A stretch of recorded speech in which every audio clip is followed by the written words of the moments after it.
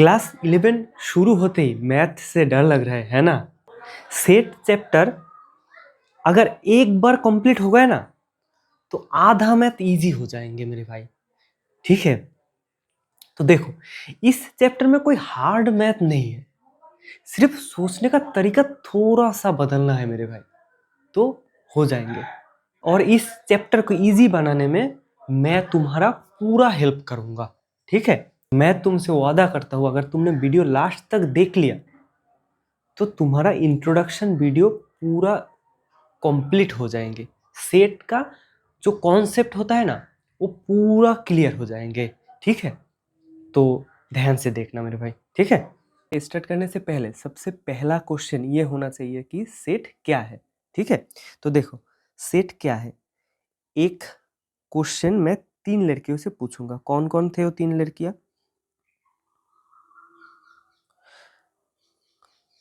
एक नंबर पे थे अनुष्का, अनुष्का थे। 2 नंबर पर थे दीपा, 3 पर थे कैटरीना। ठीक है, मैंने इन तीनों लड़कियों से क्या क्वेश्चन पूछा? मैं इन तीनों लड़कियों से पूछा इंडिया का बेस्ट टीचर, इंडिया का बेस्ट टीचर,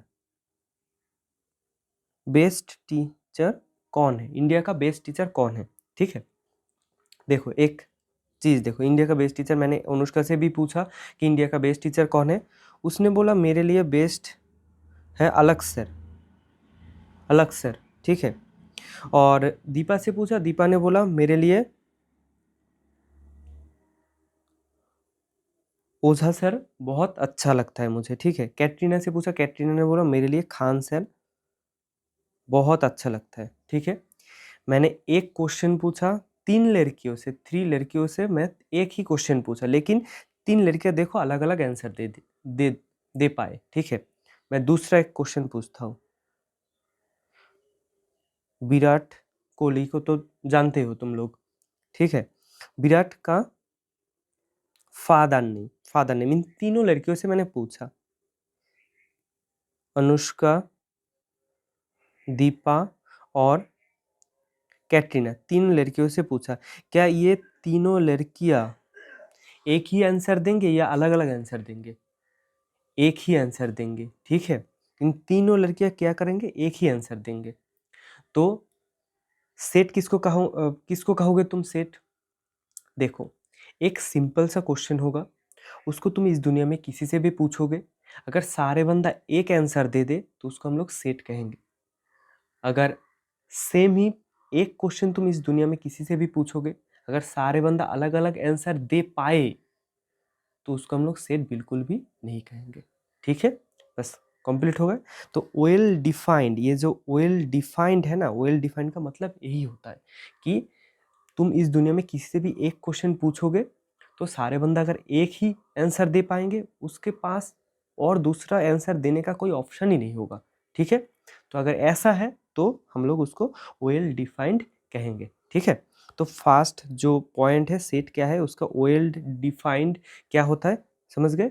कि सारे बंदा क्या करेंगे? एक ही आंसर देंगे, दूसरा आंसर देने का कोई ऑप्शन नहीं होगा उसके पास। ठीक है, इसको वेल डिफाइंड कहा जाता है। ठीक है, उसके बाद देखो 2 नंबर पर क्या बोल रहे हैं? Number of elements. ठीक है, नंबर ऑफ एलिमेंट्स का मतलब क्या होता है? ताज होटल था। ठीक है, ताज होटल, ताज होटल के अंदर ए नाम का एक रूम था, ए नाम का एक रूम था। क्या नाम का? ए नाम का एक रूम था।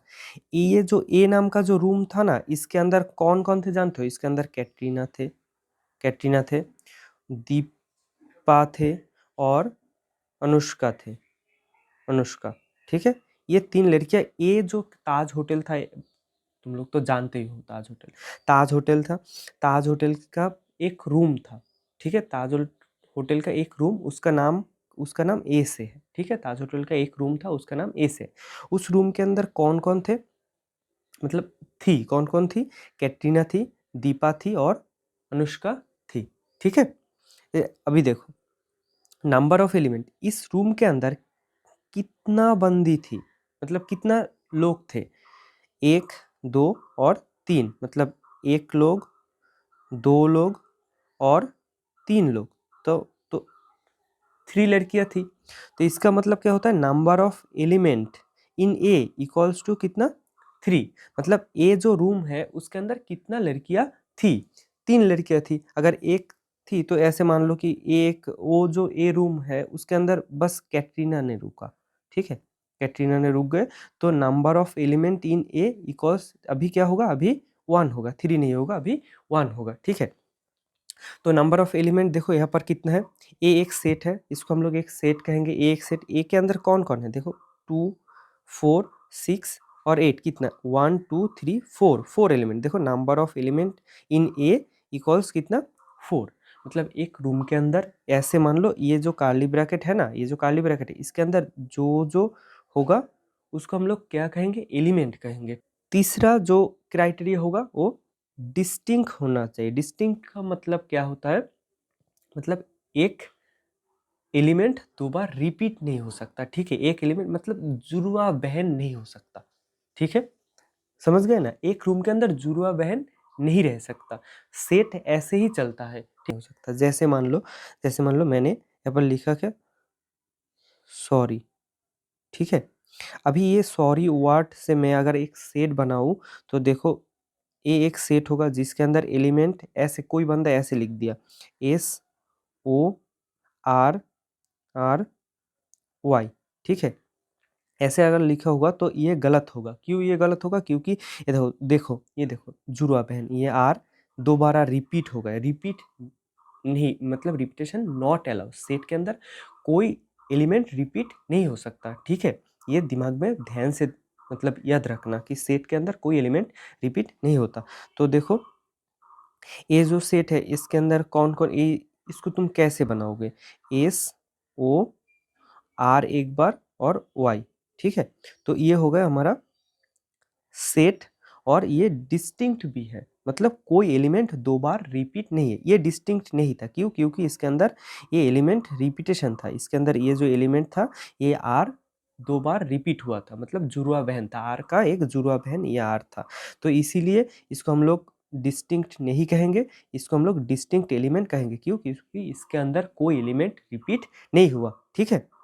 ये देखो क्या बोल रहा है, इंडिपेंडेंट ऑफ ऑर्डर, इसका मतलब क्या होता है, ये जो ताज होटल का जो ए रूम था ना, ताज होटल का जो ए रूम था, ए रूम के अंदर कौन कौन थे, ए रूम के अंदर कैटरीना थे, दीपा थे और अनुष्का थे, ठीक है, कैटरीना दीपा और अनुष्का थे।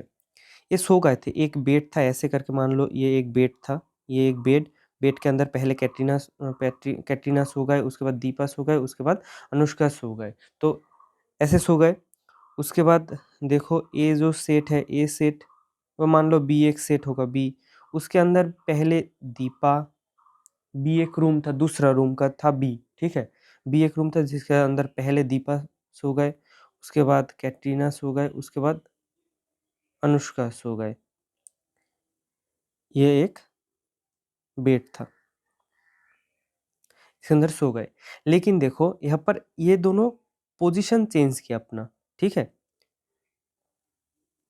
ये दोनों देखो यहाँ पर पहले कैटरीना थे, यहाँ पर पहले दीपा आ गए, ठीक है, तो ये दोनों अपने पोजीशन चेंज किया, लेकिन अगर ऐसे अगर पोजीशन चेंज हो जाए तो कोई दिक्कत नहीं है, पोजीशन चेंज हो सकता है, तो ये दो सेट सेम ही रहेगा, पोजीशन ए सेट और बी सेट ये सेम रहेगा। क्यों, क्योंकि ए रूम के अंदर भी जो जो एलिमेंट है, मतलब कैटरीना दीपा और अनुष्का है, और बी सेट के अंदर दीपा कैटरीना अनुष्का, मतलब इसके अंदर वो ही 3 लोग मतलब सो गए, इसके अंदर भी वो ही 3 लोग ही सो गए, लेकिन उसका पोजीशन चेंज हो सकता है। मेरा कहने का मतलब यही है कि अगर पोजीशन चेंज हो जाए, एलिमेंट सेम ही होना चाहिए, एलिमेंट सेम ही होना चाहिए, लेकिन पोजीशन बदल जाए तो कोई दिक्कत नहीं है, पोजीशन बदल सकता है, ठीक है, पोजीशन बदल सकता है। मान लो अगर सी एक सेट होगा, सी के अंदर कौन कौन एलिमेंट, दीपा, कैटरीना और यहाँ पर कोई और कौन लड़कियां, और कौन है, दीपा कैटरीना और प्रियंका, प्रियंका, ठीक है। ये सेट, ये जो सेट है ना, ये सेट, ये सेट, ये और ए और ये मतलब सी सेट नॉट इक्वल्स टू ए और बी, क्यों? ये दोनों से ये सेम नहीं, ये सेम नहीं है। क्यों सेम नहीं है? क्योंकि इसके अंदर एक एलिमेंट अलग से आ गए, एक एलिमेंट ये प्रियंका आ गए, ठीक है, प्रियंका आ गए, तो ये सेम सेट नहीं होगा। क्यों सेम सेट नहीं हो? क्योंकि एलिमेंट ही चेंज हो गया, ठीक है, एलिमेंट चेंज हो गए। एलिमेंट चेंज नहीं हो सकता, लेकिन उसका पोजीशन चेंज हो सकता है। सेट के अंदर, एक सेट के अंदर उसका पोजीशन क्या हो सकता है? चेंज हो सकता है, ठीक है। एक एक ट्रिक बता रहा हूँ, ध्यान से देखना। देखो, पहले तुम क्या करो, ऐसे करके एक नंबर लाइन ड्रॉ करो, ठीक है।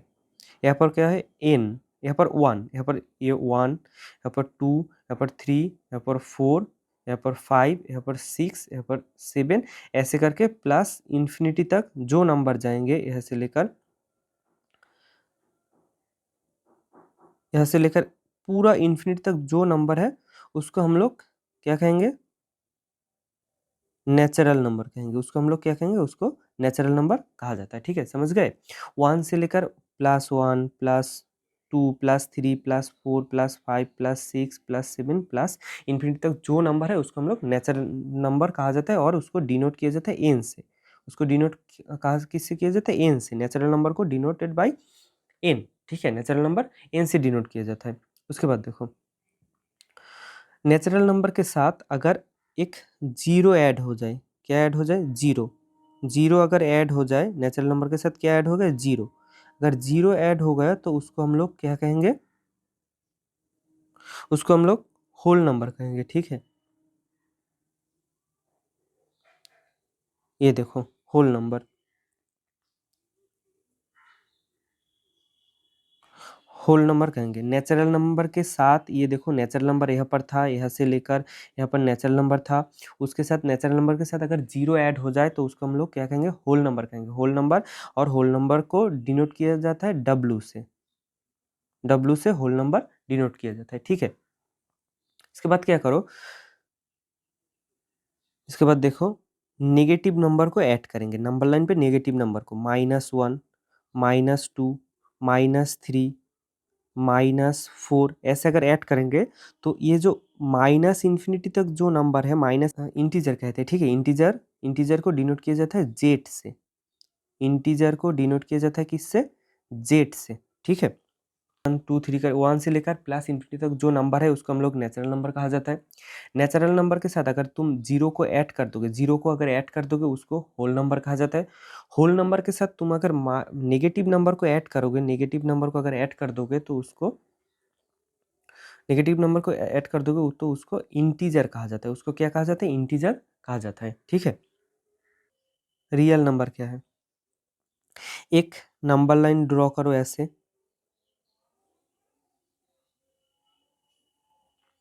पहले देखो, नंबर लाइन ड्रॉ कर दिया, उसके बाद देखो यहाँ पर कौन है? 1 2 3 4 5 6 7 0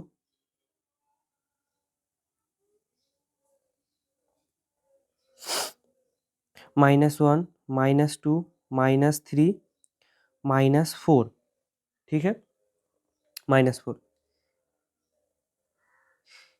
ये पूरा क्या था? ये पूरा था इंटीजर, ठीक है। ये था इंटीजर, जेड इंटीजर था, ये था इंटीजर, ठीक है। इंटीजर के साथ तुम अगर क्या करोगे, यहाँ पर देखो, यहाँ पर √2 ऐड कर दोगे, यहाँ पर 1/2 अगर ऐड करोगे, यहाँ पर भी -1/2 ऐड करोगे, ठीक है, इस नंबर लाइन पे। और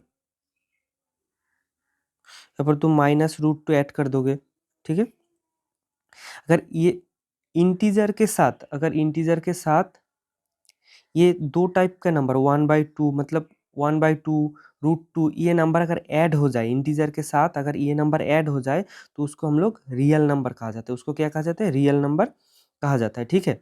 मतलब रैशनल प्लस इरेशनल नंबर अगर दोनों ऐड हो जाए तो उसको रियल नंबर कहा जाता है।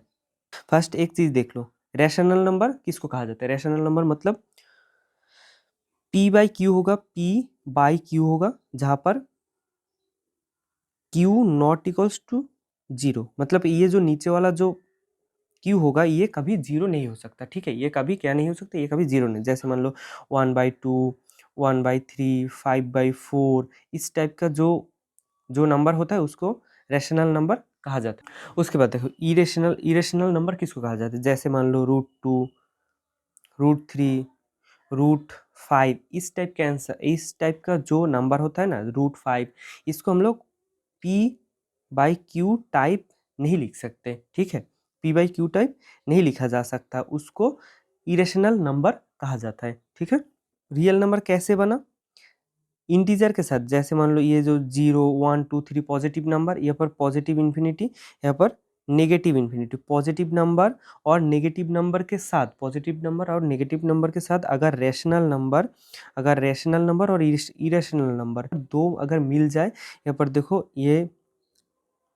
ये हो गए रैशनल नंबर, ये हो गए इरेशनल नंबर, ठीक है, ये हो गए इरेशनल नंबर। तो अगर इंटीजर के साथ रैशनल नंबर और इरेशनल नंबर दोनों अगर ऐड हो जाए तो उसको हम लोग रियल नंबर कहते हैं। देखो उसके बाद देखो रिप्रेजेंटेशन ऑफ सेट को रिप्रेजेंटेशन कैसे किया जाता है। सेट को रिप्रेजेंट करने का दो तरीका होता है, ठीक है।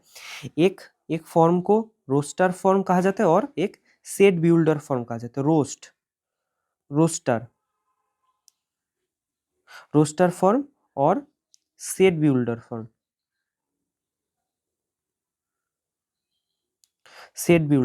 ठीक है।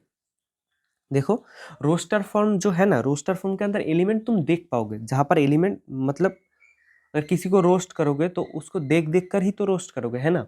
तो रोस्टर फॉर्म का मतलब क्या होता है, जिसका एलिमेंट तुम देख पाओ। जैसे मान लो ए एक सेट है जिसके अंदर कौन कौन एलिमेंट है, 1, 2, 3, 4 एलिमेंट है, ठीक है।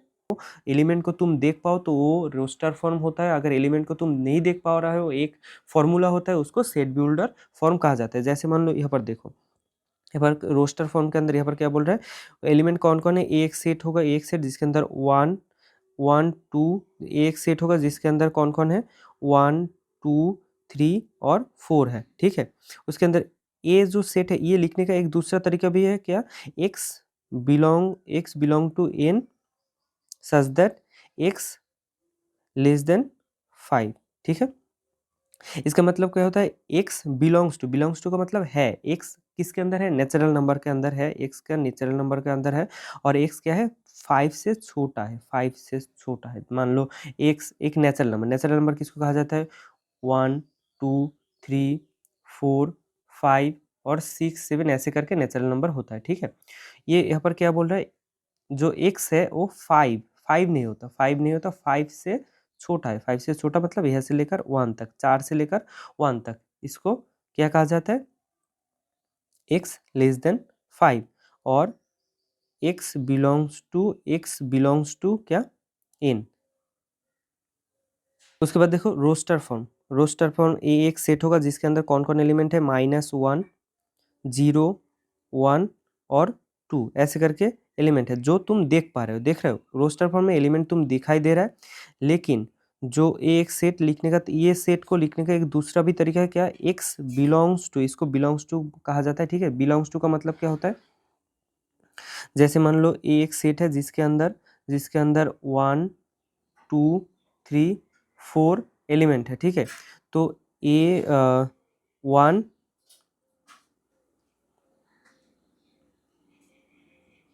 बिलोंग्स टू ए, ठीक है। 1 किसके अंदर है, ए के अंदर, ए एक सेट है, ये जो सेट है इसके अंदर ए है।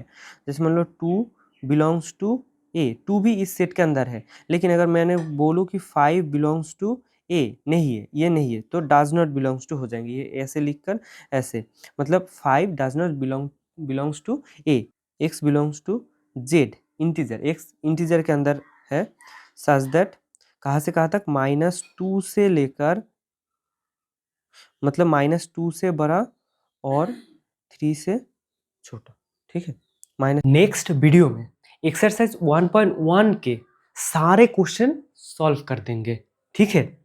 अगर ये वीडियो थोड़ा सा मतलब इतना सा भी समझ आया ना, तो एक्सरसाइज 1.1 तुम खुद ही कर पाओगे। वीडियो को सेव कर लो, नेक्स्ट वीडियो मिस मत करना, ठीक है। तो मिलते हैं नेक्स्ट वीडियो पर, एक्सरसाइज 1.1 लेकर आऊँगा, ठीक है? चलो बाय।